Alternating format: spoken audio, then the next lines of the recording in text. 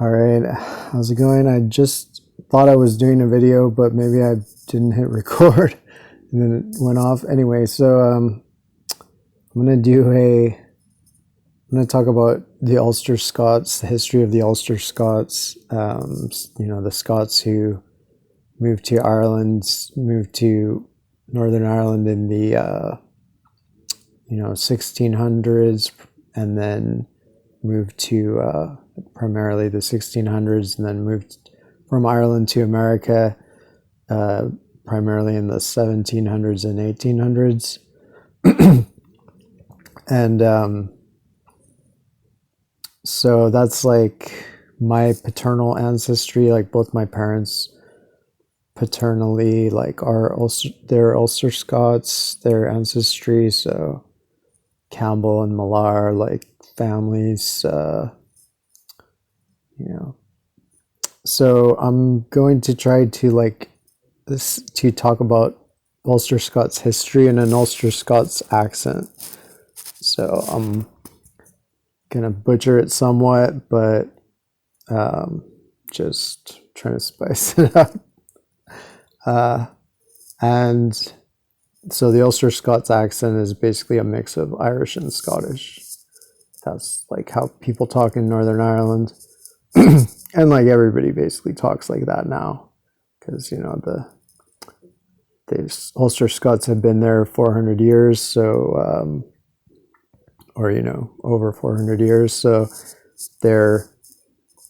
honestly, a lot of the native Irish population learned English from the Scots who settled there, so they have the same kind of Scottish Irish accent.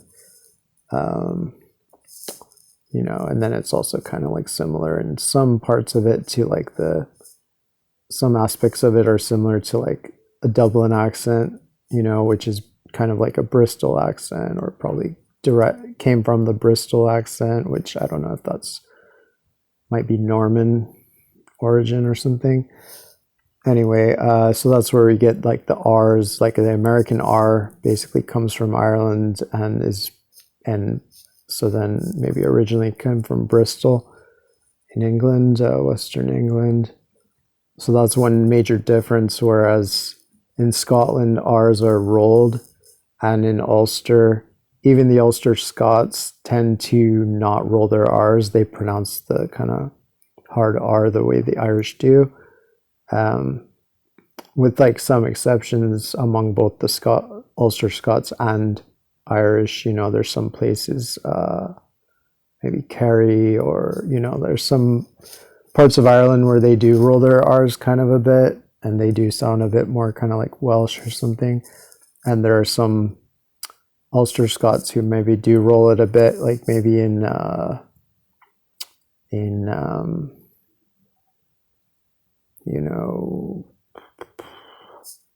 I'm forgetting the towns over there now. Like, what's that town in Antrim where there's some of the more rural areas of East Ulster that have very strong even stronger Scottish accents.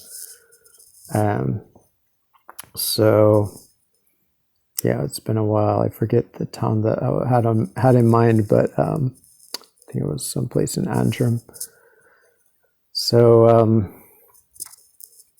yeah, so I'm not talking. I mean, my accent is. I already do incorporate probably aspects into it of my accent, like is kind of based on the Ulster-Scots accent, like even the way that I have kind of habitually like statements, kind of like questions, like that's a common thing. Like I guess it's lilting, they would call it. So it's to do with the rise and fall of the tone of voice or whatever. So I have incorporated a lot of that into my regular accent actually over the years, and especially I was my longest relationship was with a woman in Northern Ireland that I met when I was there visiting. So I talked to her a lot and picked up her Ulster accent, even though she was Filipino, but she had a strong Belfast accent. And So, or she probably still has it. I'm not sure where she is now, but all right. So all right, here goes. I'm going to try to launch my accent as best I can. And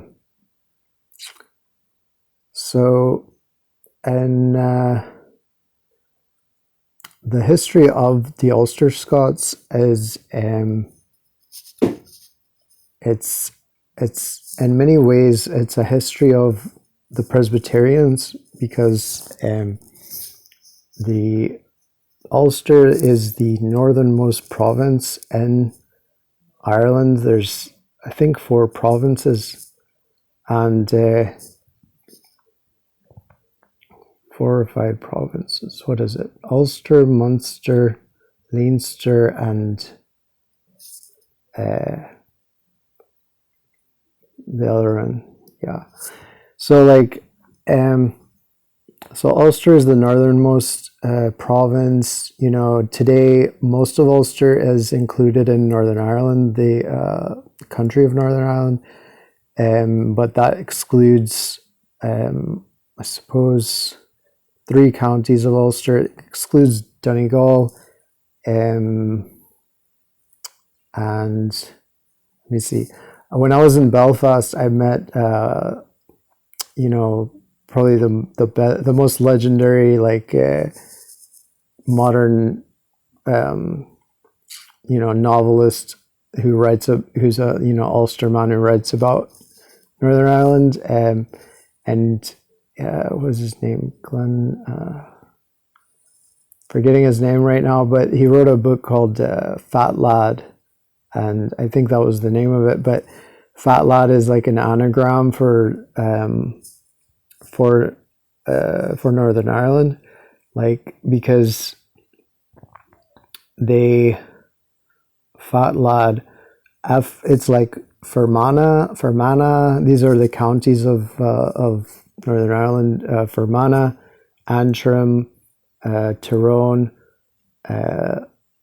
Londonderry, and Armagh, and Down, County Down. You know, it's hard to do that. Like the way they say Down, it's like, it's a bit similar to the South African, especially the English South Africans and Australians and New Zealanders, and some English, like how they pronounce those vowels, Down. So County Down. So, you know, most of the Scots that went over there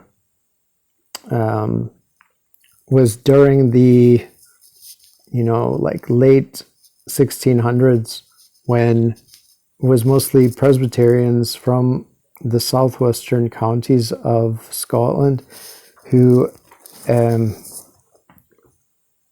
were being persecuted. You know, they were being wiped out by the crown for their religion and for their politics, because they didn't, you know, they wouldn't bend the knee to the monarch.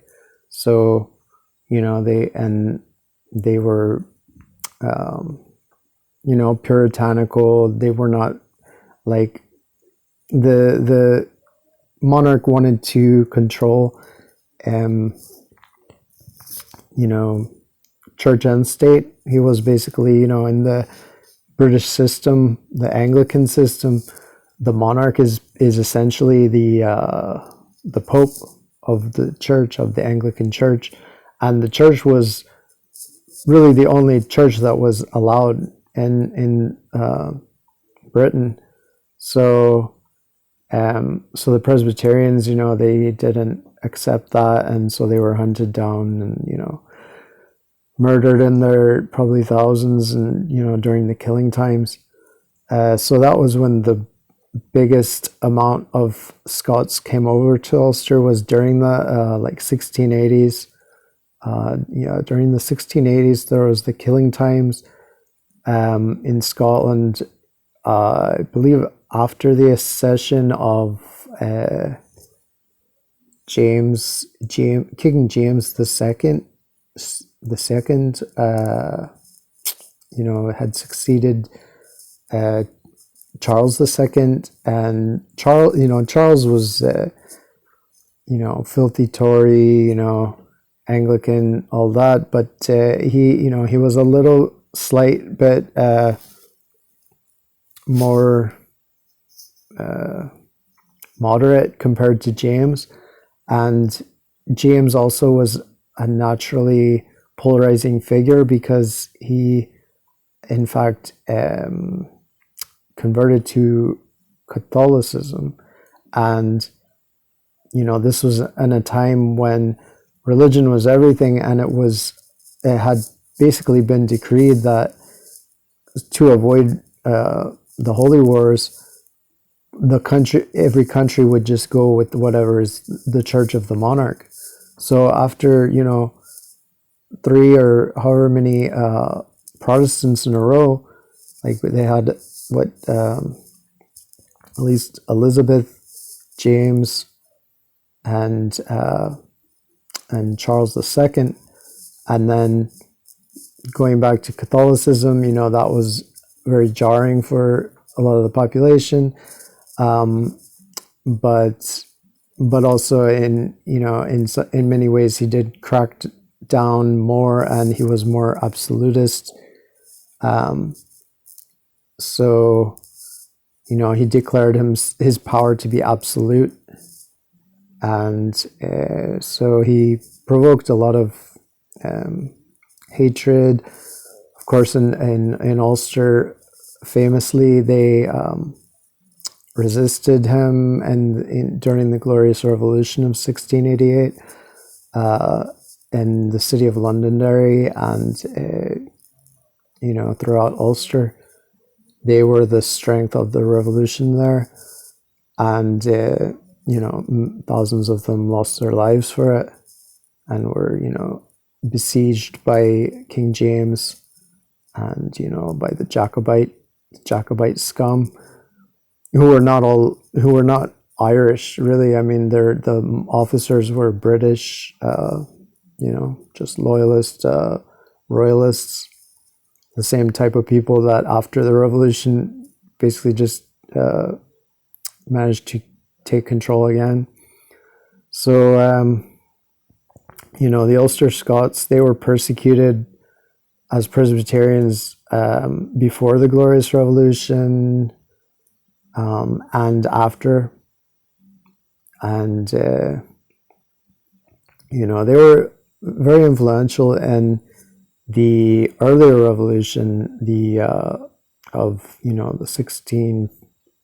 late 1630s and 1640s, etc., which overthrew,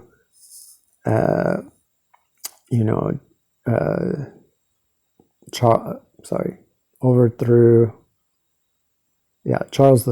right?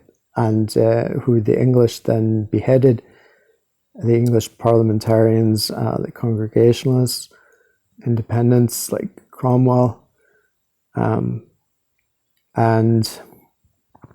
in many ways that movement, that revolution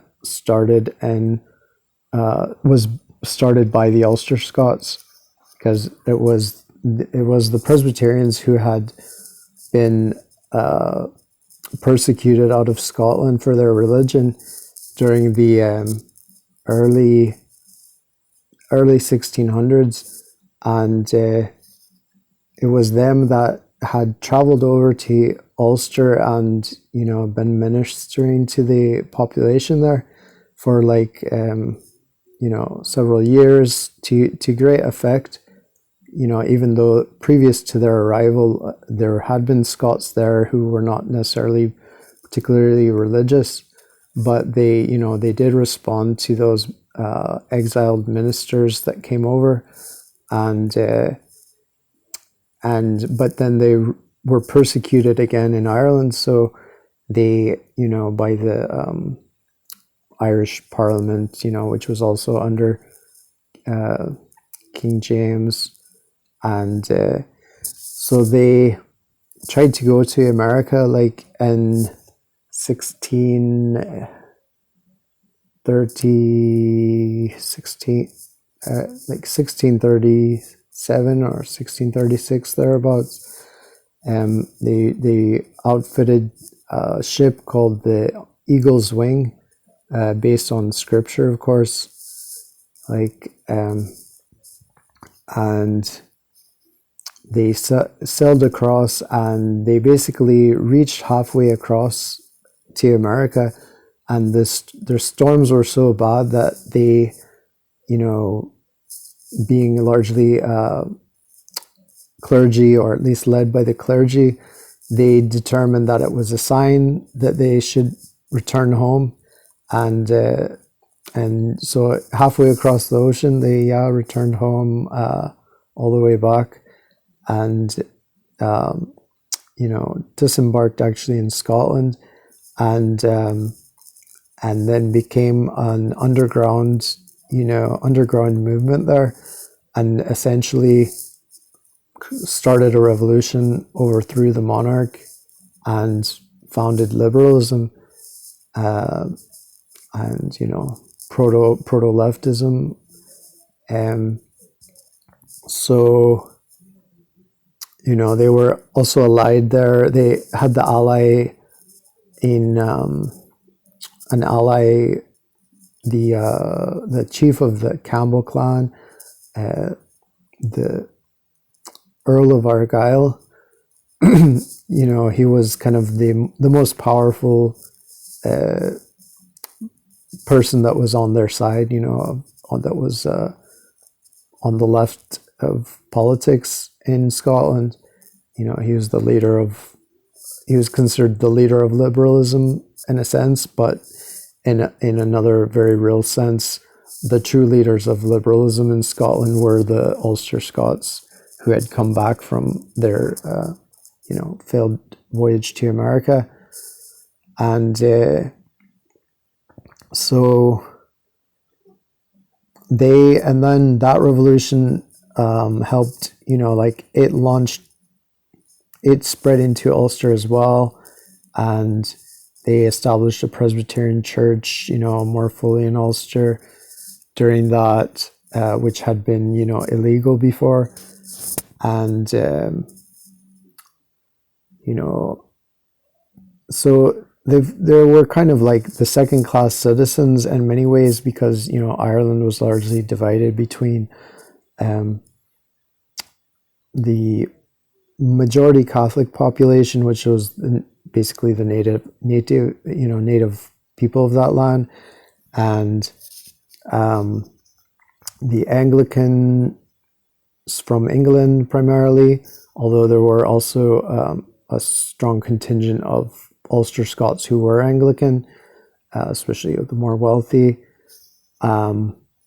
And increasingly over time, many would convert to Anglicanism just to avoid the persecution, keep their lands,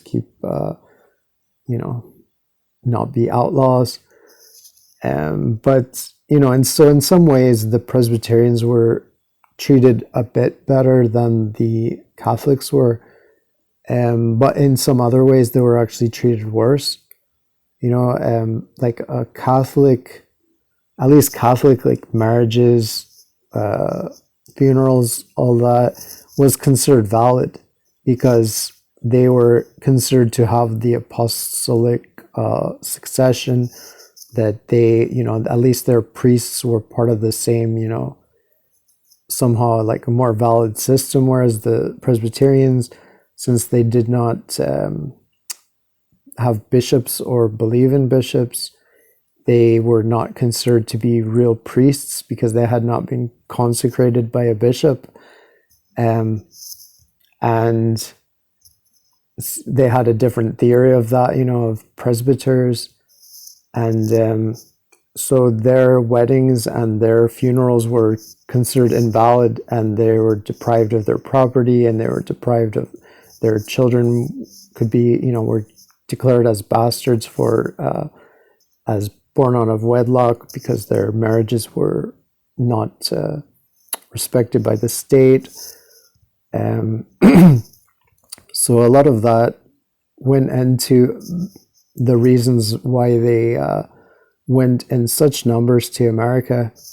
I mean, they went in huge numbers to Ireland in the first place, you know, like by, I'm not sure exactly how many emigrated initially in the 1600s, but by the early 1700s, it seems that there were, there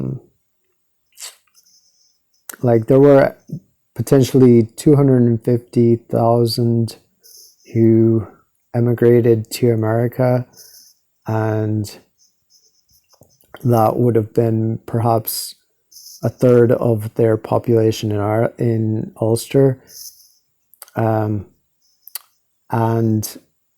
such a major migration that the Ulster-Scots were the outright majority of the population in Ulster prior to basically being exiled out by the persecution, and then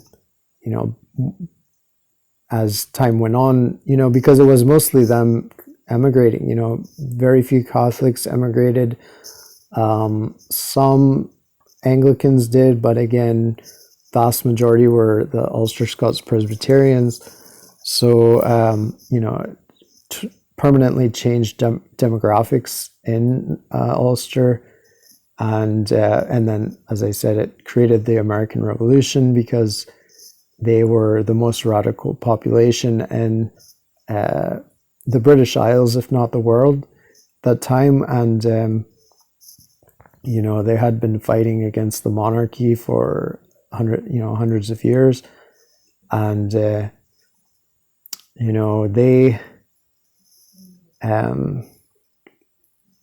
I don't know, this accent thing is kind of, I keep slipping in and out of it, but I'm going to keep at it. So in the revolution, they were the most radical kind of branch of it. They were considered the Democrats, which was at a time when Democrat actually meant democracy. So it was used as what it really is, as basically another word for communism. So there was no way that the ruling class was going to tolerate democracy. So it had to be forced upon them by the Ulster-Scots with fixed bayonets, and Pennsylvania and Vermont, and in Georgia, and everywhere that there was any democracy that in fact flowered during that time in the Revolution. But the Revolution then, its influence traveled back to Ulster, and there was constant letters, of course, being written to family back home. So there was radicalization, of the basically already culturally radical Ulster-Scots back home, which helped lead to the formation of the Irish volunteer movement, which was a major, movement of armed militiamen throughout Ulster and then ultimately throughout Ireland. And they pushed for radical egalitarian change in Ireland and for more independence, more autonomy from Britain. It's the hardest with those T's. I can't say it. What do they say? Britain. I say Britain, but they say Britain. Maybe it's Britain, but it's hard for me to say. I don't know. All right.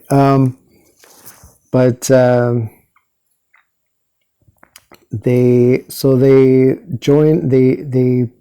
proposed a union between the Presbyterians and the Anglicans and the Catholics, so which was pretty much unheard of, especially with something political.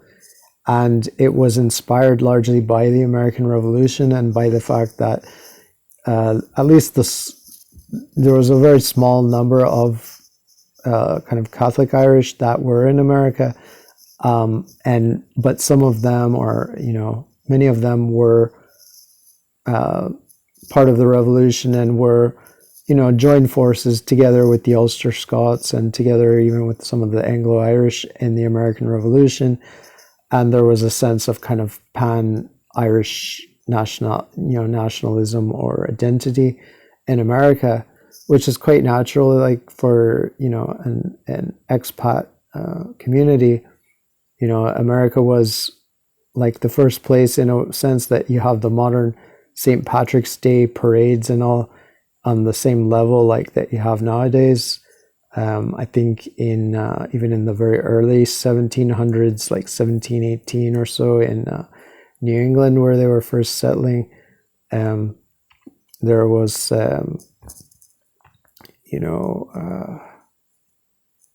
there was either a Hibernian society or Sons of St. Patrick or something.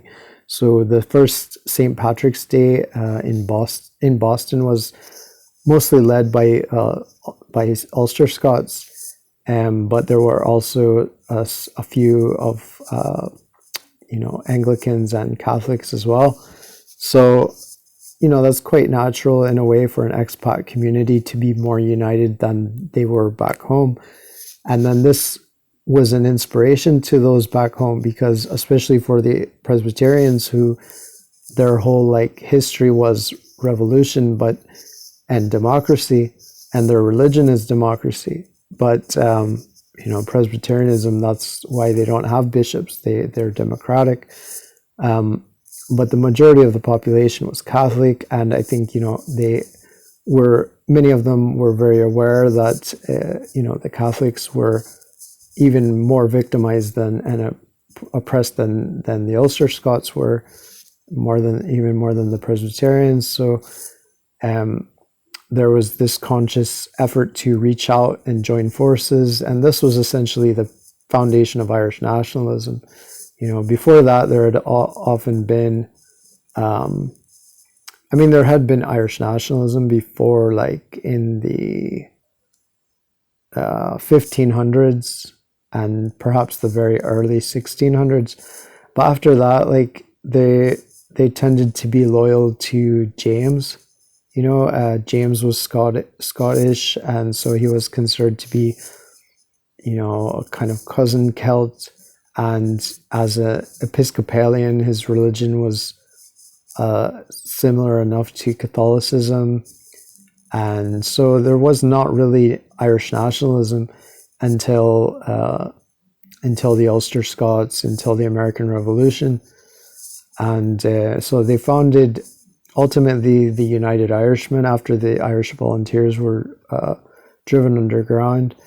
And the United Irishmen were basically a union of Catholics, Presbyterians and Episcopalians, Ulster-Scots, Anglo-Irish and Native Irish, and fighting for democracy, fighting for independence, and also joining forces with radicals in Britain to liberate them as well. They helped establish, it was primarily Ulster-Scots who established the United Scotsmen in Scotland, because they kept having to flee, when there were a lot of crackdowns during the 1790s. And so there was, exiles throughout, especially southwestern Scotland and northern England, like Birmingham, Manchester areas, Liverpool. So they founded the United Britons. So they were the leaders of revolution in the entire English-speaking world. In America, in Ireland, in Scotland, and in England. They were crushed decisively in 1798 in the rebellion, and exiled. They were basically just en masse migrated again to America, and